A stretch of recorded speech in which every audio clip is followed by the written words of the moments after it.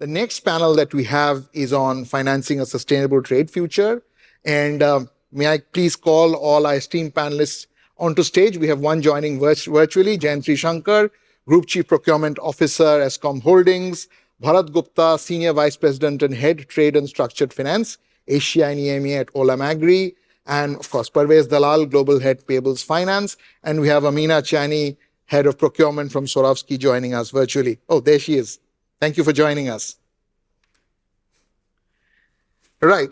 So I just to sort of set the scene a little bit, the demand for sustainable materials and carbon climate resistant technologies, low carbon technologies has been rising. That's been a theme throughout many of the panels across this amazing summit.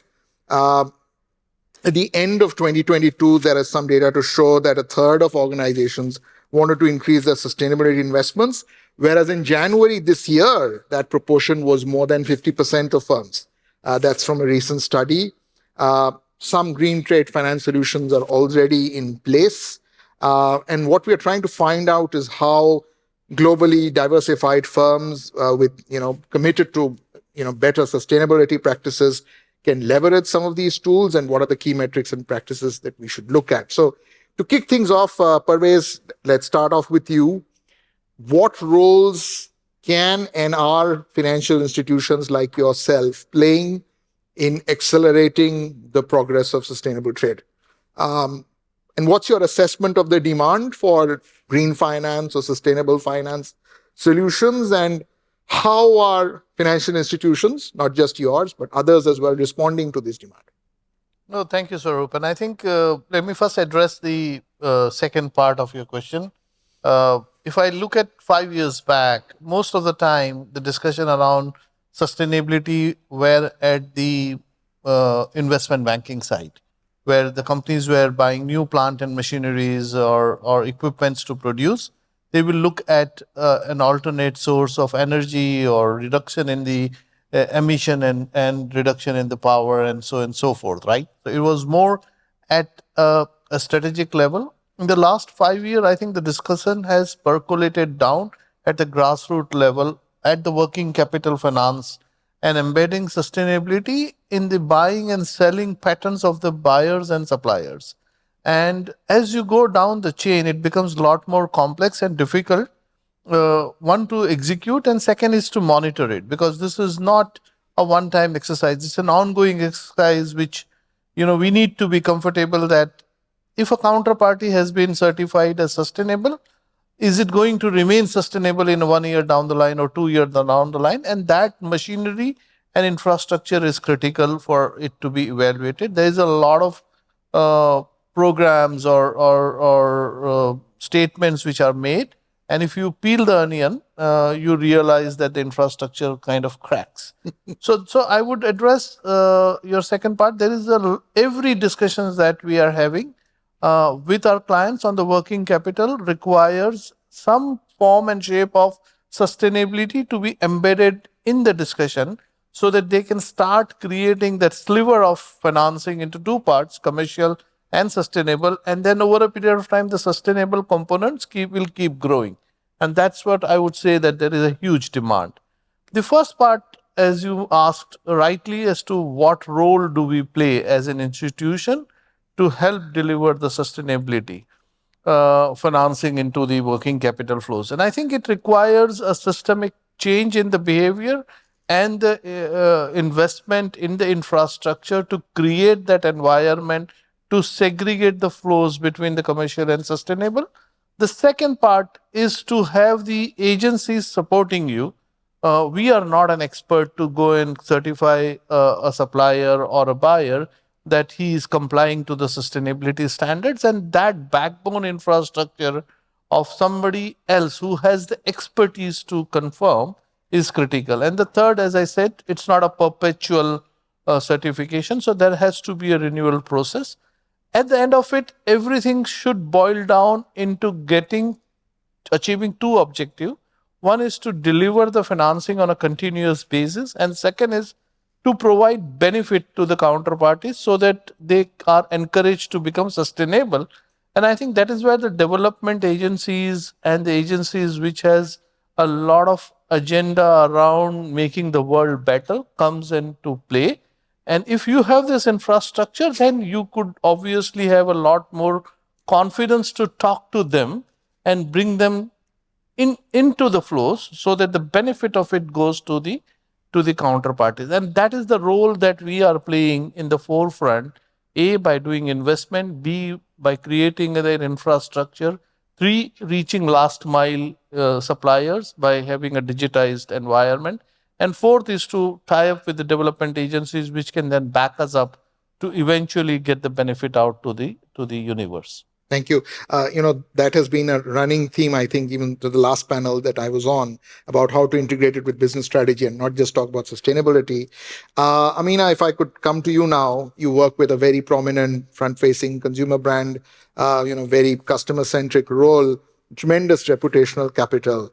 What lessons can we learn about your experience of the best in class methods to quantify the method, the impact of sustainable trade on the wider environment, not just the business environment?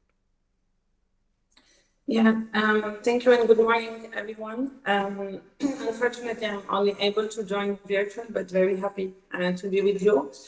So, in terms of Swarovski, sustainability is something that the company has really at heart, and we do this for the people. We do this for the planet and for the customers.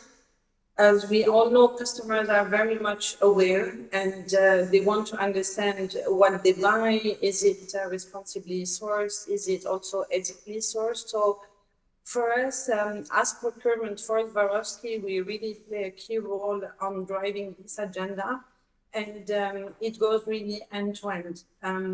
We're vertically integrated in our supply chain and we buy all the products that are required to produce the crystal, but also the jewelry. So from a sourcing standpoint, but also manufacturing, it really means committing on key targets. So moving to recycled materials, moving to recycled precious and non-precious metal. It also means looking into packaging that offer option which is recyclable, but it also means that we're supporting suppliers to also get the required certifications, to also have all the audits that are standard in the industries, and obviously supporting the climate change requirements in terms of scope 1, 2, 3 emissions. So we track that through the year. We report that as well as part of our publicly available sustainability report. And several initiatives are ongoing. We recently launched a full collection on created diamond, which offers a much more sustainable alternative to mined diamond. So key initiatives are going where procurement is supporting the agenda. All very valuable comments. Jayantri, if I come to you, please, and you work for possibly the largest, if not one of the largest state-owned power producers in the world. What has been your experience in ESCOM, which has multiple mandates in terms of energy security and sustainability, and especially, the procurement function which you lead? How do you look at, or how does the organization look at the delicate balance and the tension between energy security and sustainability? How is it playing out in the real world? Thank you and good morning. Yes. Really, this energy trilemma of affordability, access, and dealing with that in South Africa, in particular, because there is still a large contingent of South African citizens who don't even have access to electricity, and that too, being having shortage of supply. For those of you who don't know ESCOM, our majority source of energy is actually from coal-fired power plants, which is from a just energy transition perspective, not something we can just switch off tomorrow. So really in balancing our aspirations to become green, we are finding it challenging to fund continued operations for the coal-fired plants where there is access to cheap coal, to protect and preserve the jobs of the little towns that may go out of business. and do so in a sustainable way. But that being said, we rely on our original equipment manufacturers to continue to service the old plants. And of course, we participate in the integrated resource plan that talks about a reasonable shift into greener technologies. There's also greater appetite for funding of green technologies. So the opportunity is there. We need to do so with regards to a dual mandate of a commercial mandate of being a sustainable business, but at the same time driving transformation in the country, not only in terms of skills and job creation, but obviously developing this small, medium, and micro enterprises as well. Right. Parvez, I'd just like to come back to you for a minute. One of the most, I'd like to present a alternative proposition to you, which is that one of the most common critiques of sustainability management, sustainability investing is that there isn't enough data on the subject. So my proposition is that there is a lot of data available on the subject. In fact, it is possibly the view that there is too much data available on the subject. So do you think this gripe about not having enough data or the data not being clean enough is just an excuse to get away from doing the right thing in terms of sustainability, or there are actual problems and challenges to this issue? No, I think, let's look at the world into two parts. The people who want to be sustainable and people who want to find excuses not to be sustainable, right? I think obviously there is a standardization which is missing today in the sustainability, and that also is contributing close to around 35% of flows which are not being intermediated by the financiers. If there is a standardization for definition, standardization for monitoring, I think automatically the world would have an infrastructure to create that sliver of financing. But I think there is an effort required to get to the right data sets from the right sources, and that's the critical part of it, Swaroop. So that there is a lot of data, I agree. How much you can rely on that data is one part of it, because there is a component of greenwashing if you touch your hand to a data which is not coming from the right source and not up to date, right? And that may result in doing more damage than benefit. So I think I agree that there is a lot of information. It is on the service providers to decide what information they gather, how authentic are they, and how real time are they. You don't need to be right on point every second, every minute updated, but it has to be valid and current.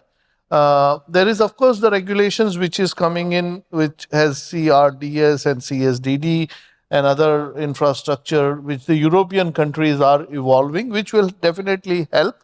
And I think after the COP26, it has become a lot more prevalent in the European world. I think the challenge, Swaroop, is about the East not able to comply. Global South. That's the new term that's being used, right? Yeah. Whichever way you want to characterize. Whichever way you want to cut the world, I think the other part of the world has to be equally, and they cannot create their own standards, right? It has to be the global, it has to be transparent, it has to be authentic, it has to be real. And I think I always, there's a lot of investment that is required to be made in to understand that part of it, extract it, and technology is available. There is a lot of technology that is available today, which can give you alerts and real-time information. All you need is to invest into that technology, believe in that this is going to be the future, because at the moment you are investing without getting a return out of it, because you are subsidizing your margins and you are investing in the technology and the partnership. But if you don't do it today, you're going to lose it out in the future. So you might well do it today. And secondly, I think the more you create a better framework, it'll be much more beneficial to the entire value chain rather than yourself, because then the participation and the green dollar will flow in more easily and more firmly. So data, of course, plays an important role. I cannot undermine that statement for sure. Right. Bharat, at Olam, you have a very different perspective on these issues. You handhold a lot of people further down the value chain, you go directly back to the source. So what is your experience of getting, small organizations or other organizations as an enabler started on this road to sustainability? What are the real life examples that you encountered? How do you solve them? Any real life examples would be great. I know you have many of them. Hi. So it's very interesting to hear, what the provider of finance says on what needs to be done so that finance can be given for sustainable requirement. I kind of don't want to repeat everything which Parvez says, but absolutely, there has to be traceability, there has to be predictability, there has to be there has to be a way where you can ensure that whatever you are seeing is actually true. And for that, a lot needs to be done at the ground level to bring in that kind of comfort to the lenders which are needed. As Olam, we work very closely with more than 5 million farmers around the world. We are one of the champion 12.3 corporates where the intention is how to reduce food wastage by 50% by 2030. It is 10 into 20,000 into 30, which is 10 large corporates in the world who are champion 12.3. Will work with 20,000 farmers individually and try and ensure that by 2030, we reduce food wastage by at least 50%. Now, why food wastage? That's a very interesting, people keep on talking about food wastage and all that. We lose 1/3 of the food which is produced from farm to fork kind of thing. But, just an anecdotal example, if I may, take that few more minutes. Imagine, we have the whole of UAE producing agri products. Multiply that by 110 times. That is the amount of food which is not consumed and it is wasted when we move from farm gates to the our plates at home, which is a lot. And if you now try and think about it, that's 1/4 of fresh water globally which is used for this kind of production, which just goes down the drain, which we can't use. And all of us understand the importance of fresh water, importance of food. We have 1 in 9 people who go hungry every night. And this is what we talk about food security. And when we try and put some efforts to ensure that we improve the productivity per hectare, we do soil regeneration work. That is where we would work with our bankers, we would work with our lenders, as Parvez mentioned, financial institutions, development financial institutions who would support you and try and extend the financing where it is actually needed. Now, obviously, it's a very tricky situation because as borrowers, if you do something which is making losses, the lenders will never give you money. And as a listed company, if your return on equity is low, you get hit by the investors. So you need to be very, very agile and understand these finer points in a bigger frame on financing, wherein you are trying to use the dollars, every dollar used, to invest in these kind of initiatives, which are giving you better yield, obviously, which gives you better produce, which you can sell into the market.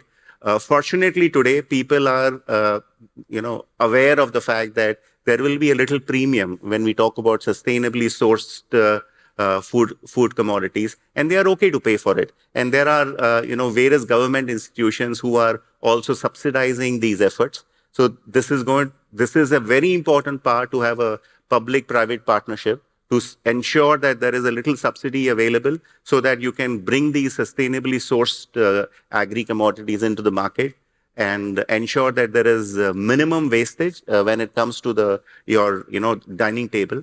And, financing is available in the way the lenders like to extend it to you. Amazing, insights. Venty, I'd just like to stay with this thread of financial performance. What is your experience when it comes to measuring the impact of sustainable investments? And how do you champion the financial benefits of a greener product mix, or in your case, a greener services mix? And what's the trade-off between, again, you come back to that trade-off amongst, or is there no trade-off? Is there actually a financial benefit, or is there some other finance-related problem that you face? Thank you for that. I think there is a trade-off.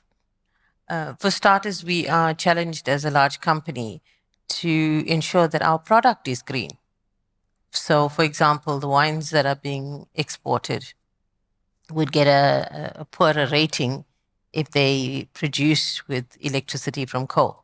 So green attributes, etc., becomes part of the value chain, and our nuclear attributes and our hydro actually has to be shown that it has a path to those suppliers that are exporting. So if we want to make a difference from the export side and those who want finance, they want their products to be there, there's a necessity for our product itself to be green.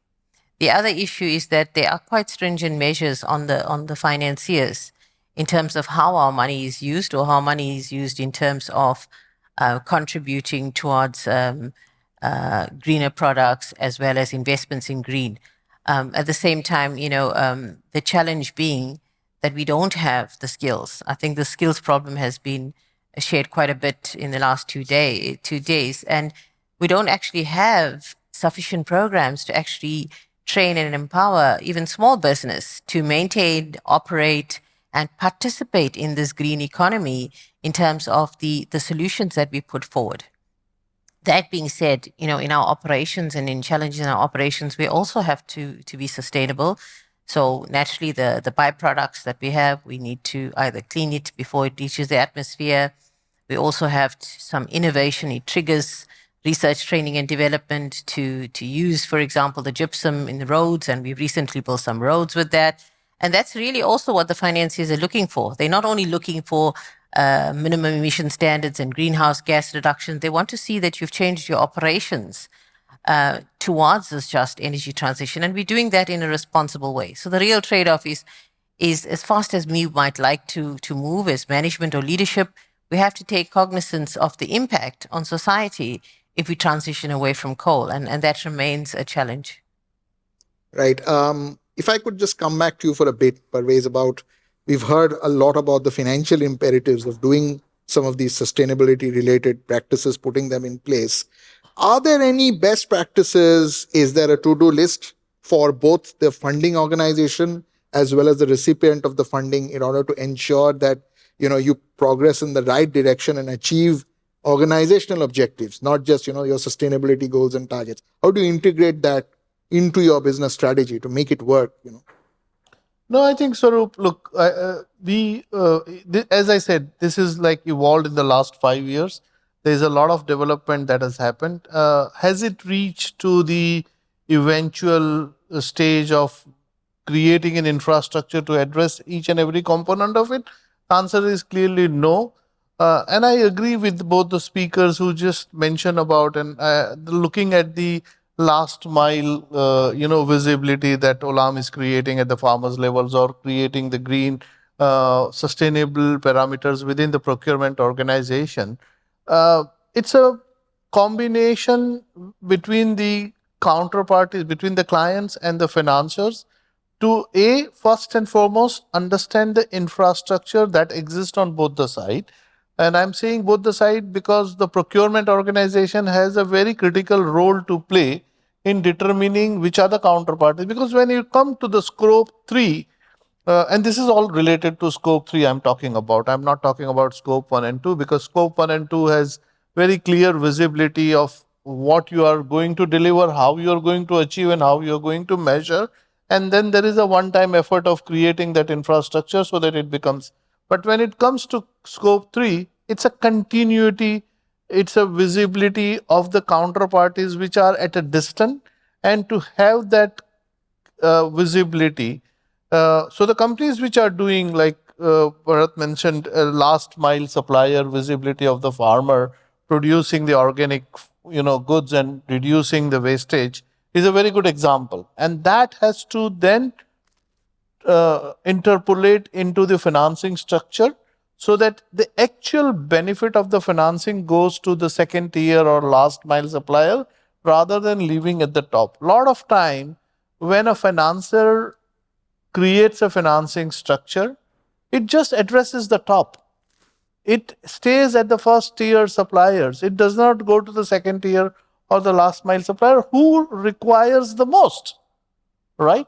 So that is the good practice. I would say that the understanding of the flow, the visibility of end-to-end means of procurement, and the intention and ability to deliver that product in a very, I would say, less cumbersome way. Because when you reach to the last mile supplier, the knowledge and the understanding of using a simple financing product is not there, leave alone structured or a sustainable supplier.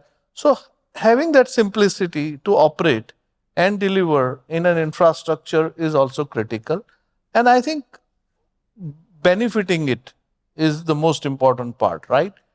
You have to create that value benefit at the level at which you have the visibility. And people in today's world are living with a daily revenue generating mindset, needs to take a little more visionary view to invest in creating that infrastructure. Maybe they may not benefit like today, but if you have that, it will become a lot more resilient and sustainable in the years to come. And that investment of the dollars today, I would say, into that infrastructure, bringing in the physicality and the financial into one value chain, is the most ideal state in my mind. Right. Interesting. Thank you for those comments on SMEs. We'll just come to SMEs in a bit, but I'd just like to come back to Gen 3 and ask you to elaborate on this tension, as you know, we talked about, between resilience, which is probably better, at least as of date, still delivered by conventional, so-called not so clean power sources, which you have to keep running. You have to have that supply chain of components, of producers and suppliers, and perhaps, you know, if you'd like to talk about problems with funding there, because you have the dual imperative of moving towards a cleaner energy mix while keeping your current energy mix going at a certain proportion for fairly extended period of time. Right, thank you for that. And just at a high level, about 1/3 of my my capacity is at risk if I have to meet the emission standards and the quality requirements today, as per best practice and what our government subscribes to. And we don't have an immediate gap filler where there's new technology, etc. So there's a transition phase. And in that transition phase, you know, coal is still relatively cheap.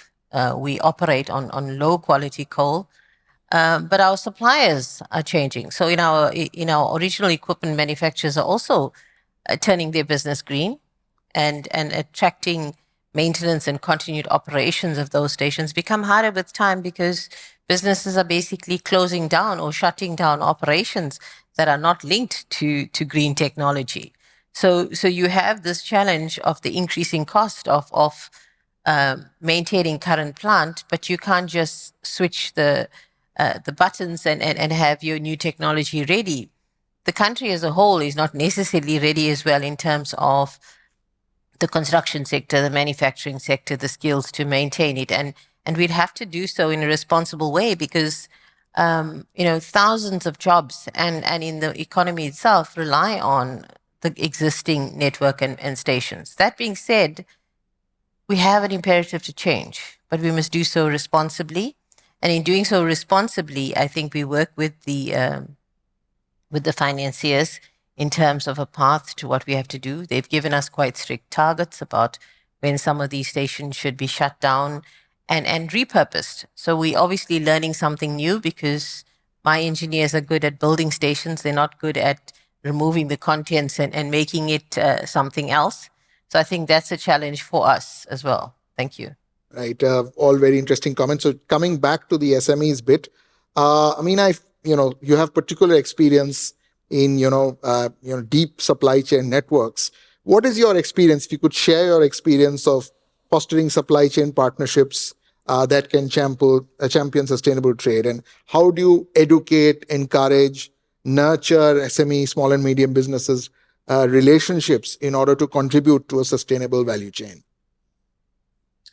Yeah, so I think that I will comment also on what Parvaz was mentioning before, right? That there will be a benefit also for the tier 2 or tier 3 or tier 4 suppliers, right? Who are at the end of the chain. And I see that it's the difficulty when you're multinational and when you deal with maybe medium companies, but that would outsource or subcontract part of the process even further, right? And these are maybe the smaller suppliers at the end of the chain that you want to support or that would require most of the support. So I think the challenges I see is changing the way we operate with these suppliers, because your direct supplier would be handling this end to end. I think we see more and more with the new requirements on the regulation that we need to have much more transparency also with these end tier suppliers. So this is what we're trying to do, really get transparency on the sub-supplier of the sub-supplier of the supplier, and understanding what are the key requirements and how we can support them. So either a responsive gender procurement, which is an initiative we're doing also with the UN, either it's on the responsible sourcing or all this support in how they can make their products or their key materials recyclable, so refining support as well. And but it is a challenge, and the challenge is really linked to the transparency we're aiming at getting. Interesting. So, just staying with that, the same theme of nurturing relationship with SMEs, Bharat, if you could elaborate a little more about your work at Olam specifically with SMEs and the kind of innovative financing solutions that you've thought about and perhaps put into practice.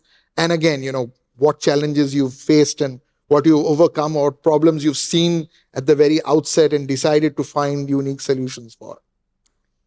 So, there is a general perception by lenders that they would always want to lend to corporates who don't want money. So there is always flight to safety. A large corporate like ours, on the panel, we've never faced a problem on getting financing from the financial institutions. But the problem comes in for these SMEs and level 2, level 3 kind of guys who do not have the balance sheet, who do not have the expertise to try and get financing from the lenders. And more important here is get the financing at a rate which helps them to actually make money. So this is where some of us have to work very closely with these sub-suppliers, or in our case, with the farmers. So we talked about scope 1, 2, and 3. Olam actually has an in-house blockchain-based platform. We call it EdgeSource, where we can actually identify the community from where the product has been sourced from. And we've been adopting that community. We've been trying to get, for the women and the children, some houses where they can feed their infants, where, they can get the children, small children, go to the nurseries so that at least the people who are working are assured of the fact that there is somebody taking care of those things. We ensure that we get the right price given to those people when they are producing and giving it to us, so that they are not, they don't feel cheated on what is the market price versus what they are getting. So this is all done through a digital platform. We also have another platform called Terrascope, which actually also identifies the footprint across the carbon footprint. And these are all traceable, these are all certified by third parties, and this gives a lot of comfort to the financing institutions on where is the money going to. So when we are borrowing from the financial institutions and giving money to these farmers or doing prepayments, this is the way we would do financing to these smaller guys for them to buy seeds, which are then used to grow. So Olam is very active in fortified seeds, wherein we provide these seeds to the rice farmers, which actually gives them a better yield per hectare. We've been working on regenerative soil solutions, wherein we've ensured that these rice farmers reduce 40% of fresh water when they are producing rice, because rice is among the largest users of fresh water when it is grown. And this helps them improve on the yield per hectare. This helps them get a better return out of the, the produce which they give. We've done that in Vietnam, in Thailand, in Nigeria, in India, and very successfully accepted by the governments, especially on the food security side. So you need to actually go to the last leg, try and find a way of how you can support them. And the finances are very comfortable by the fact that we are educating these farmers on how to improve on the soil, how to improve the yield, how to do precision farming, and that helps us get a okay. The good part is that helps us get financing at a lower rate because sustainable financing is done at a better rate than regular financing, and it actually goes where you want it to go, and the produce which comes in is then sold back into the market, and people accept it. The other interesting part which I would want to share here is, we've been ensuring that we always buy the palm oil from, deforestation free kind of suppliers. We have traceability sent in. So we have 100% traceability on which are the mills from where we are buying the CPO from. And almost we've achieved 85% traceability on where are they sourcing the palm from. And of course, it is certified by the local government. And that's how we are ensuring that the oil which we are trading is a sustainable. Soya oil, again, the south of Brazil, we are ensuring that there is no deforestation happening and we get the right kind of sourcing done. And these are small steps which we need to take and, has been fairly successful so far. All very interesting, and thank you for all those live examples. We are nearly out of time. So, if I can squeeze in a quick comment from you about using some of these innovative technologies, and then I'll try and close with Jansi and take a few questions. Amina? New technologies. Blockchain, etc. Yeah, are you leveraging any of these new technologies, blockchain or anything of this sort, to raise trust amongst Absolutely. Yeah, absolutely. So, today we have no choice if we want to get end-to-end transparency, then to use that as well. So, as the example for Olam, we're implementing also blockchain to get to that transparency. And yes, we're trying to leverage as much as possible tools that enable us to get the data that we need. I think the data requirements are becoming really critical for us and for the suppliers. So we have the tools that enable us to have this information. Right. So, Jansi, if I could just close with you, is about a different perspective about the human challenges and problems that you face when you try and deliver on sustainability and on resilience, especially unique to Africa and its long and history and culture and tradition. Thank you for that. I think yesterday the team said we already digitized. What next? We're not digitized yet. I still receive manual tenders. So you can imagine, you are a global world, you ask yourself, why can't we do that? And there's an imperative saying not everybody has access to the digital technology and the platforms to quickly, package a tender. So I have rooms full of documents we look at. But that makes us quite unattractive to somebody who says he wants to tender and they want to press a button and do that. So we have quite a bit of onerous requirements because we have a commercial mandate and then we have a transformation mandate. With a high Gini coefficient in most parts of Africa, there's a lot of poverty, there's a lot of unemployment, there is, youth that are hopeless in terms of trying to find any means of, employment, etc. The government has to provide basic income grants, etc., to citizens. So it's very difficult to drive a green mandate without making it real to the citizens who are there. It's okay to say, don't use paraffin, don't use wood, don't use those technologies because we have something else for you. And we do that with Set Aside and other programs. So it's not a matter of not understanding where the world is. I think we need a lot more partnerships and collaborations where you have solutions that work, that we don't have to redefine and redo this.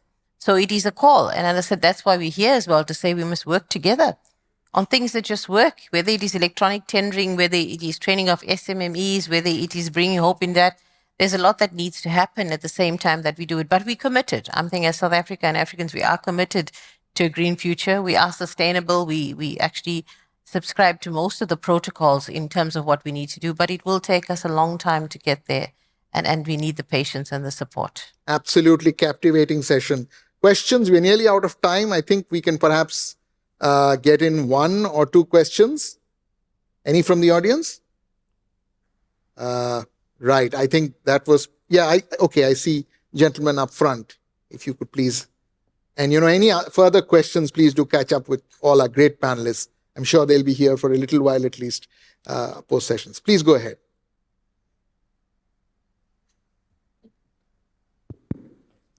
Thank you for the perspective and from your side. I think were interesting challenges on how to balance that transition from not sustainable capacities to sustainable capacities. And I think my question is more addressed to Parvez. You mentioned that you guys are not experts at the beginning of your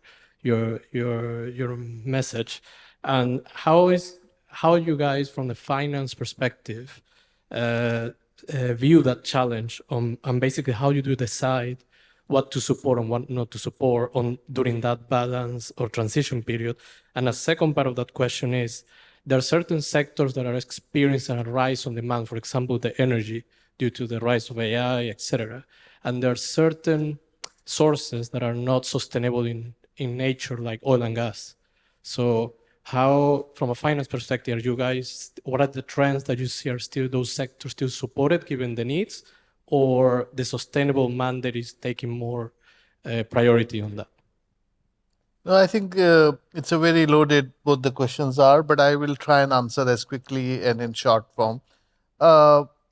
Yes, we are not experts, right? We started this journey 4-5 years back, and the financing has evolved for many decades, and we have matured in looking at capital, returns, revenue, monitoring, etc., etc.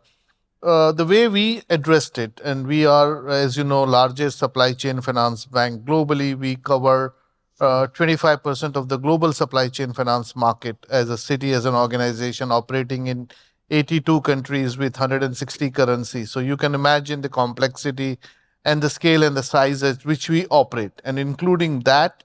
And one of the theme is digitization. We, in our business, there is no manual, there is no paper, zero paper, right? So you can imagine everything we would want to do would be an automated, digitized fashion, so that the scale could be delivered. So the challenge are two front. One is the knowledge, and second is the technology. So for knowledge part, what we did was we partnered with few certification agency. We did the training, and we are using the certification agencies, which confirms the standards in which our clients are operating, and whether their suppliers are delivering within that standard. So that is one way of addressing the knowledge and gap and helping us to recertify. We are not doubting our clients, but we want to make sure that whatever are certified and mentioned by the client is seen by somebody else, so that if this goes into the market to generate green dollars, they would pass the test. It's not my test. It's the test of the market and test of the regulations and test of the agencies, and of course reputational risk addressing. So that way we addressed it. We created the technology into two parts. One is the commercial flows, one is the sustainable flow. So there is a clear demarcation, and that could be monitored. And then we created technology barriers on expiry date of certification, renewal dates, certifications received in a digital way, etc., which could be then tracked by our clients, by us, and by the investor. So this is how we addressing it. I don't think we are 100% mature, but we are much ahead than a lot of competition and the banks, and the thought process and the infrastructure and the partnership that we have in play. So that's how we are doing it. Are we addressing 100% of the needs? Answer is no.